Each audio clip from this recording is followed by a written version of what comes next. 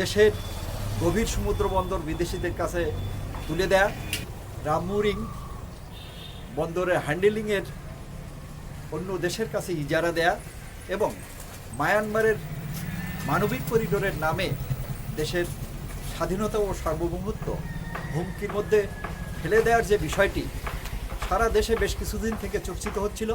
দেশের ক্রিয়াশীল সমস্ত রাজনৈতিক সংগঠন, বিশেষ করে বিএনপি, সিপিবি, বাসদ, বিপ্লবী ওয়ার্কার্স পার্টি সহ ক্রিয়াশীল অধিকাংশ রাজনৈতিক সংগঠন সরকারের এই যে বন্দরকে অন্য দেশের কাছে তুলে দেয়া কিংবা করিডোরের নামে দেশের স্বাধীনতা সার্বভৌমত্বকে জলাঞ্জলি দেয়া এবং নিরাপত্তাহীনতার মধ্যে দেশকে ফেলে দেওয়ার যে বিষয়টি, সেটি অবশেষে বাংলাদেশের স্বাধীনতা এবং সার্বভৌমত্বের প্রতীক যে সেনাবাহিনী এটিতে হস্তক্ষেপ করেছেন।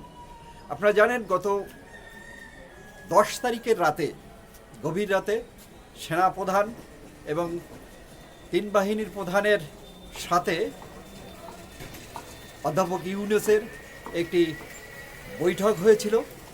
এই রুদ্ধদ্বার বৈঠকের অন্যতম বিষয় ছিল দেশের জাতীয় নিরাপত্তা এবং সার্বভৌমত্ব, স্বাধীনতা সার্বভৌমত্ব অক্ষুণ্ণ রাখার বিষয়ে সরকার কী ধরনের ভূমিকা রাখছে এবং কোন কোন বিষয়গুলো দেশের স্বার্থের সাথে যায় না, এই বিষয়গুলো কিন্তু আলোচনায় এসেছে এবং স্পষ্টভাবে প্রধান সেনা কর্মকর্তা সরকারকে জানিয়ে দিয়েছেন অন্তর্বর্তীকালীন সরকার একটি সুষ্ঠু গণতান্ত্রিক পরিস্থিতি ফিরিয়ে আনবার জন্য একটি অংশগ্রহণমূলক সুষ্ঠু নির্বাচনের মধ্য দিয়ে নির্বাচিত প্রতিনিধিদের হাতে ক্ষমতা হস্তান্তর করাই হচ্ছে তার দায়িত্ব।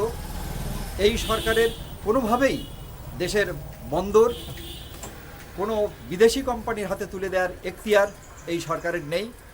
আমরা বিশ্বাস করতে চাই, দেশের স্বাধীনতা এবং সার্বভৌমত্বের প্রশ্নে কোনো অবস্থাতেই মানবিক করিডোরের নামে মায়ানমারের সঙ্গে যুদ্ধ ঝুঁকিতে যাওয়া যাবে না।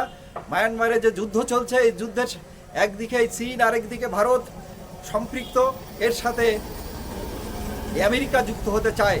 আমেরিকা জাতিসংঘের মাধ্যমে এ ধরনের মানবিক করিডোরের প্রস্তাব এনেছে। আমরা বিশ্বাস করি এ ধরনের একটি ঝুঁকিপূর্ণ কাজের সঙ্গে বাংলাদেশ যাবে না এবং আগামী দিনে দেশের জাতীয় স্বার্থের প্রতিকূলে দাঁড়িয়ে জাতি স্বার্থের বিসর্জন দিয়ে এই অন্তর্বর্তীকালীন সরকার কোনো পদক্ষেপ নিক এ জাতি চাইবে না।